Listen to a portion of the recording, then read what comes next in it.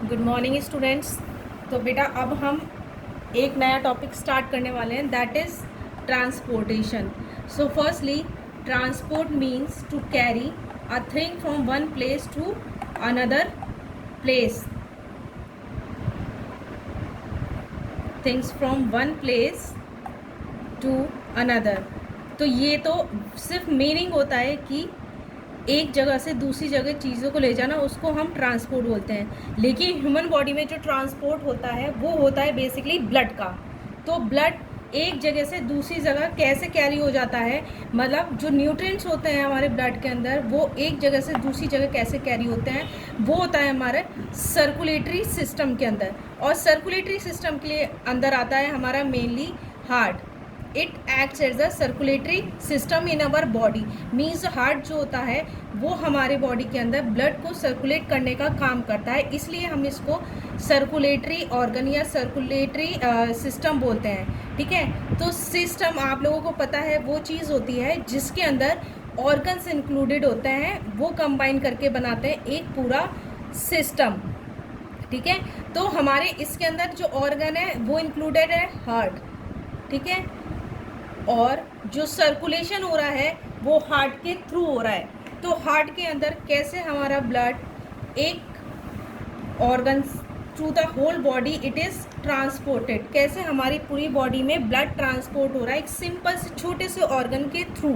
ठीक है, तो फर्स्टली अगर हम हार्ट की बात करें तो हार्ट जो होता है एक मस्कुलर ऑर्गन होता है, इसके अंदर कोई भी बोन्स नहीं होते हैं, तो इसको हम बोलते हैं मस्कुलर ऑर्गन। ठीक है, इसका वेट अप्रॉक्स अराउंड 300 ग्राम्स होता है इन एडल्ट। ठीक है, और इसका शेप जो होता है एक क्लिंच शेप होता है, मतलब अगर आप ऐसे करके ऐसे मुट्ठी बांधो ना तो ये वाला शेप जो होता है ये एक हार्ट का शेप होता है, कुछ छोटा सा ऑर्गन होता है। ठीक है, ये कहाँ प्रेजेंट होता है, मैंने आपको लास्ट में बताया था लास्ट क्लास में कि जो हमारे लंग्स होते हैं तो उसमें जो हमारा लेफ्ट लंग होता है ये लंग, इसके अंदर इस तरीके का एक नॉच प्रेजेंट होता है। इस लंग के अंदर, लेफ्ट लंग के अंदर ये एक छोटा सा नॉच प्रेजेंट होता है, इसके अंदर हमारा हार्ट प्रेजेंट होता है।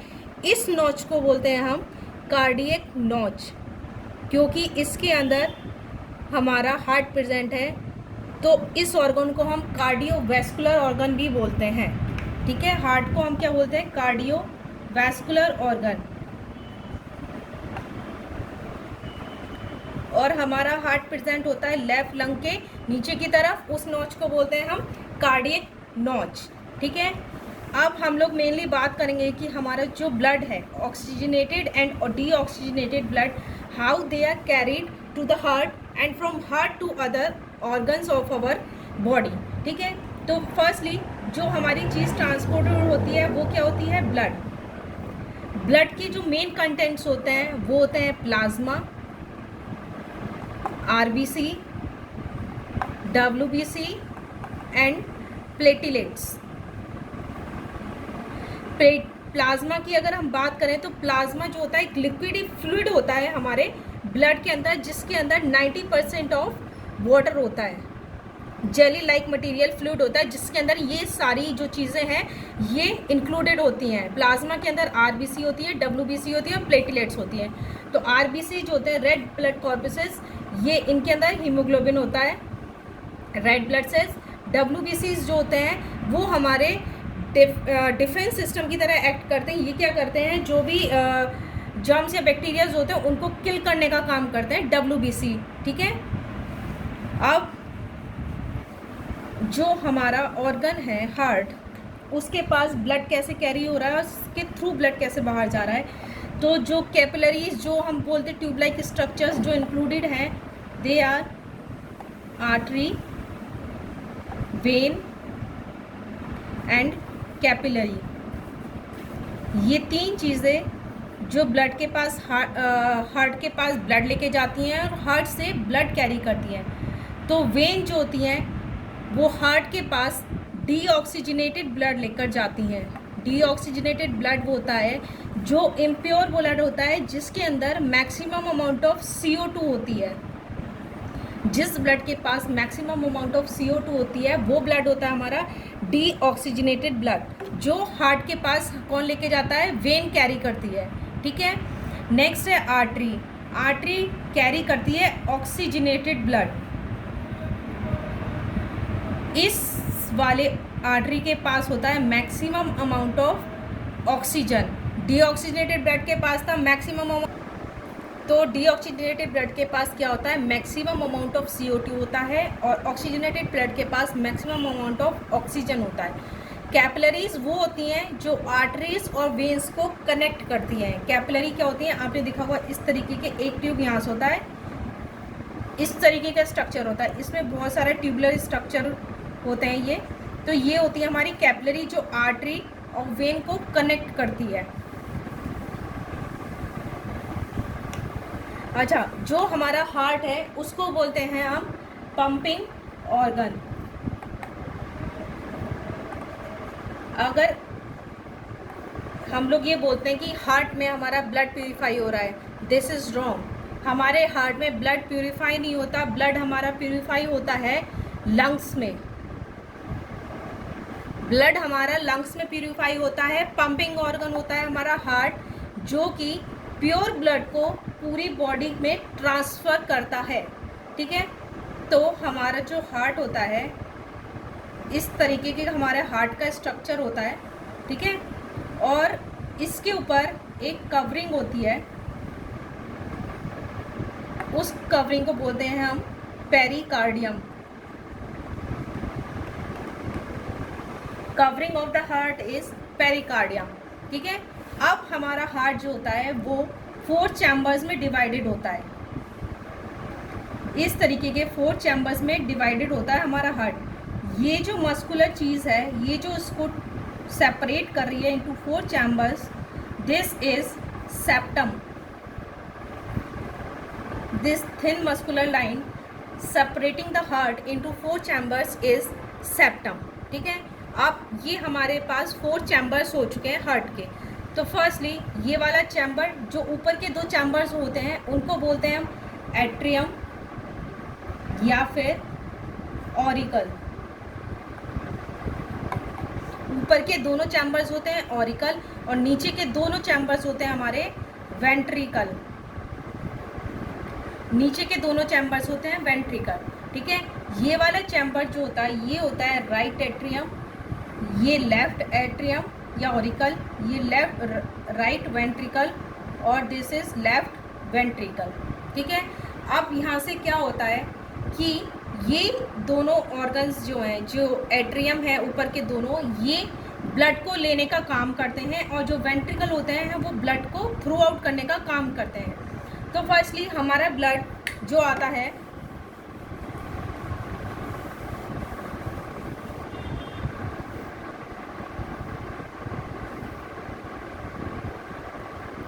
यहाँ से एक वेन होती है जो यहाँ से, अच्छा फर्स्टली मैं आपको वाल्व्स के बारे में बता दूँ। हमारे हार्ट में वाल्व्स प्रेजेंट होते हैं। वाल्व इस तरीके की चीज़ें होती हैं जो क्या करती हैं, ब्लड के फ्लो को रेगुलेट करती हैं। तो यहाँ पर जो हमारा राइट वाला एट्रियम और वेंट्रिकल है, वहाँ पे 3 वाल्व्स प्रेजेंट होते हैं। 3 प्रेजेंट हैं, तो इनका नाम होता है ट्राइकस्पिड वाल्व। जब इस चैम्बर में ब्लड का प्रेशर ज़्यादा हो जाएगा तो ये वाल्व्स खुल जाते हैं, और उस प्रेशर से ये वाल्व्स खुलने के बाद ब्लड हमारा ऑरिकल से वेंट्रिकल की तरफ ट्रांसफ़र हो जाता है। ठीक है, और इस वाले चैम्बर में 2 वाल्व्स प्रेजेंट होते हैं, इनको बोलते हैं हम बाइकस्पिड वाल्व। यहाँ पर है ट्राइकस्पिड वाल्व और यहाँ पर है बाइकस्पिड वाल्व। ठीक है, तो हमारा जो ऑरिकल है वहाँ पर एक वेन जॉइंट होती है, यहाँ पर एक वेन जॉइंट होती है। तो ये जो वेन होती है इसका है वेना कावा, इसका नाम होता है वेना कावा। ये 2 चीज़ों में डिवाइडेड होती है, superior vena cava and inferior vena cava. जो सुपीरियर होती है वो हमारे एब्डोमेन से ऊपर का ब्लड कैरी करती है, और जो इंफीरियर वेना कावा होती है लोअर एब्डोमेन का ब्लड कैरी करती है।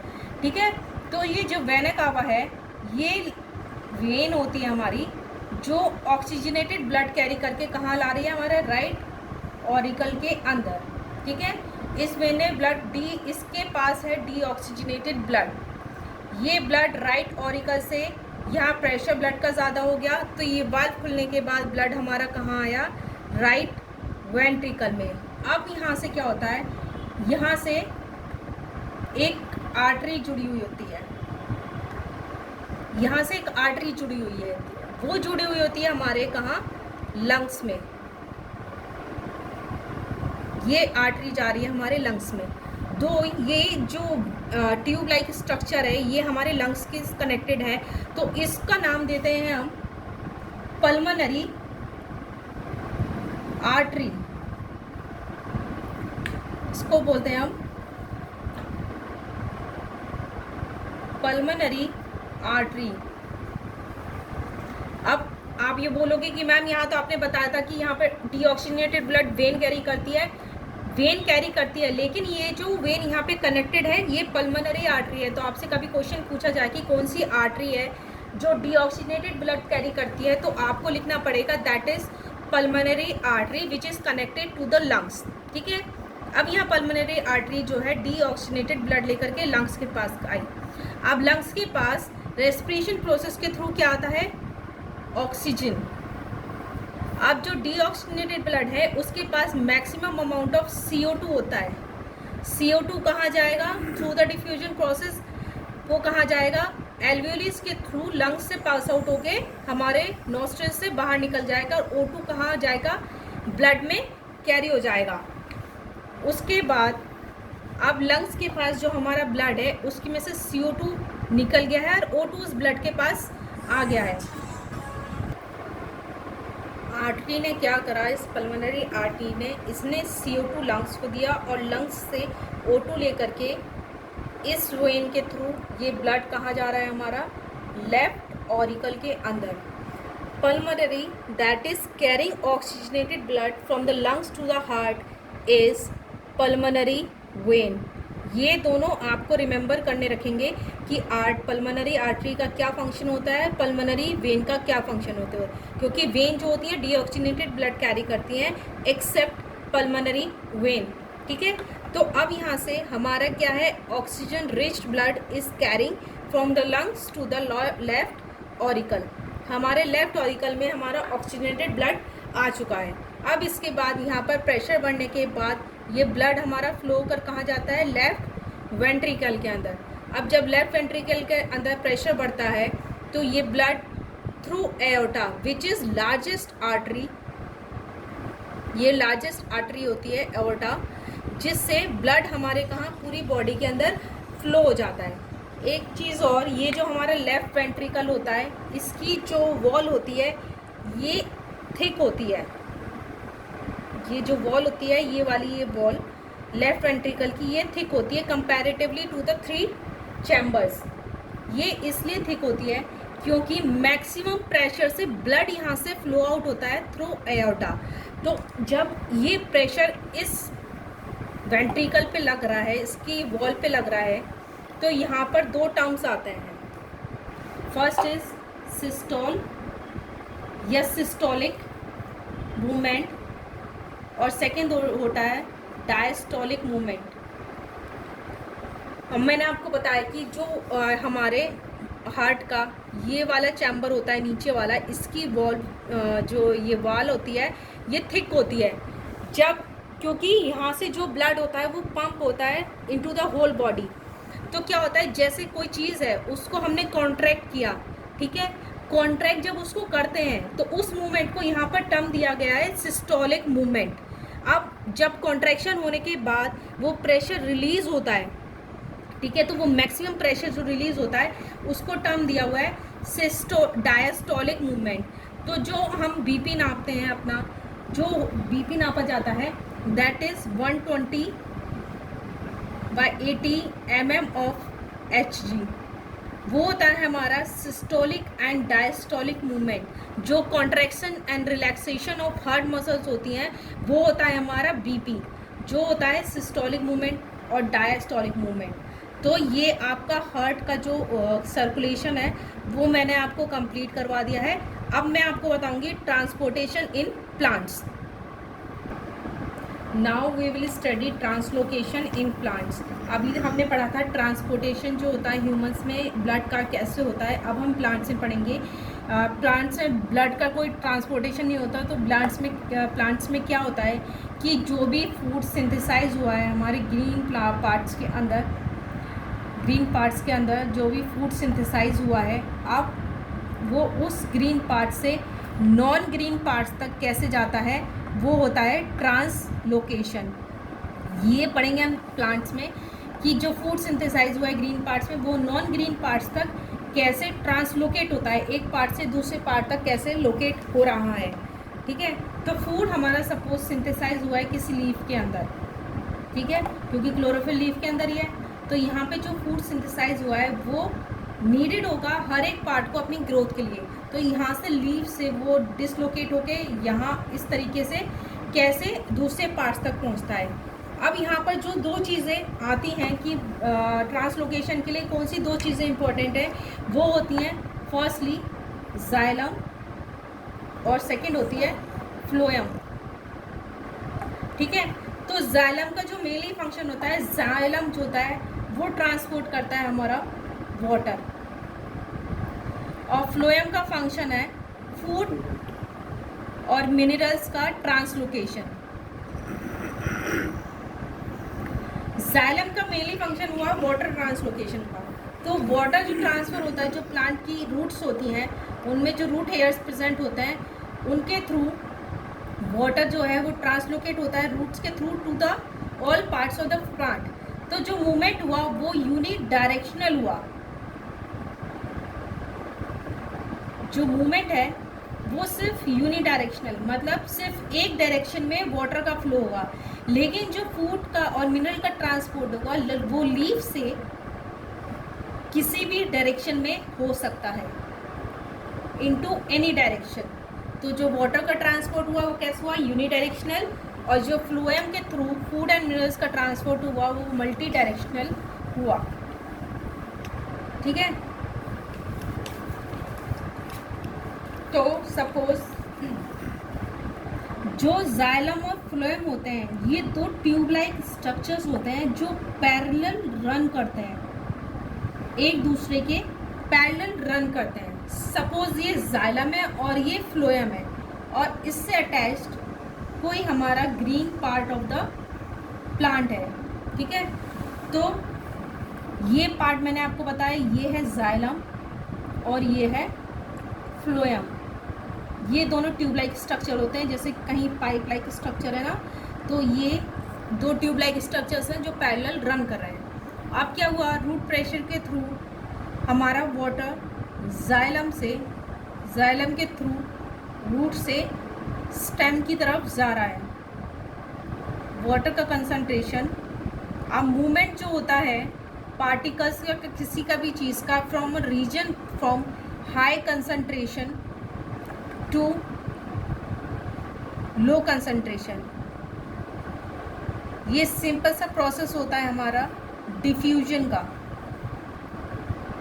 तो वाटर जो ये हमारा जा रहा है ये रूट से जा रहा है through the process of diffusion from a region of high concentration to a region of low concentration. अब यहाँ पर क्या होता है, यहाँ पर क्या हमारा सुक्रोज बना है या कोई भी कार्बोहाइड्रेट जो यहाँ पर सिंथेसाइज हुआ है, अब वो क्या होगा, वो यहाँ से अब इस रीजन में क्या है हाई कंसंट्रेशन ऑफ सुक्रोज, इस रीजन में लो कंसंट्रेशन है, तो यहाँ से ये जो रीजन है ये एक मेम्ब्रेन की तरह एक्ट करेगा। तो यहाँ से जो मूवमेंट होगा, मूवमेंट तो वही high concentration to low concentration होगा, लेकिन यहाँ पे एक मेम्ब्रेन होने की वजह से इधर पे प्रोसेस आया हमारा ऑस्मोसिस के प्रोसेस के थ्रू मूवमेंट हुआ है पार्टिकल्स का from a region of high concentration to low concentration. तो यहाँ पे जो कुछ भी थोड़ी सी एटीपी होगी वो यहाँ पे प्लांट की खर्च होती है। अब आपको पता था कि जो हमने रेस्पिरेशन प्रोसेस में मैंने आपको बताया था कि जो एनर्जी स्टोर होती है वो लेस अमाउंट में होती है, तो थोड़ी बहुत एनर्जी यहाँ पे खर्च होती है इस रीजन से इस रीजन में ट्रांसफ़र करने के लिए। अब मैंने आपको बताया था अभी यहाँ पर कि हाई कंसंट्रेशन ऑफ H2 होने से अब वाटर मॉलिक्यूल यहाँ पर ट्रांसफर होंगे। यहाँ पर हाई कंसंट्रेशन ऑफ सुक्रोज हो चुका है। अब सुक्रोज के मूवमेंट के लिए वाटर पार्टिकल्स का आना जरूरी है। तो यहाँ पर हाई कंसंट्रेशन ऑफ सुक्रोज, जब वाटर का मूवमेंट इस तरफ होगा तो वाटर क्या मूव करेगा, सुक्रोज को डाउनवर्डली मूवमेंट में हेल्पफुल करेगा। सुक्रोज कहाँ मूव होगा, डाउनवर्ड, वाटर की हेल्प से नीचे प्रेशर लगने की वजह से सुक्रोज का मूवमेंट कहाँ जा रहा है, डाउनवर्ड मूवमेंट ऑफ सुक्रोज। ठीक है, अब क्या यहाँ पर हाई कंसंट्रेशन ऑफ सुक्रोज हो गया। यहाँ पर सपोज कोई नॉन ग्रीन पार्ट है जिसको इस अपनी ग्रोथ के लिए सुक्रोज की ज़रूरत है, वाटर की भी ज़रूरत है। तो सुक्रोज का हाई कंसंट्रेशन यहाँ होने की वजह से उसका मूवमेंट कहाँ हो जाएगा, यहाँ पर। वाटर का यहाँ पर क्या हो गया, लो कंसंट्रेशन। तो इस प्रोसेस के थ्रू हमने समझा कि वाटर जब ऊपर गया, वाटर का कंसंट्रेशन यहाँ हो गया ज़्यादा, सुक्रोज का कंसंट्रेशन इधर मूवमेंट की वजह से यहाँ जाने ज़्यादा होने की वजह से वाटर मॉलिक्यूल ने यहाँ प्रेशर एक्सर्ट करा। प्रेशर, हाई प्रेशर होने की वजह से सुक्रोज का मूवमेंट कहाँ हुआ, downward to the non green part. तो सुक्रोज एक ग्रीन पार्ट से नॉन ग्रीन पार्ट तक कैसे पहुंच गया, with the help of two tube like structures, xylem and phloem. So इस पूरे मेथड में आपको ट्रांसलोकेशन इन प्लांट्स समझ में आ गया। अब हमने 2 टॉपिक कवर कर लिए, circulatory system and translocation in plants. So we will see you in next class. Take care, bye.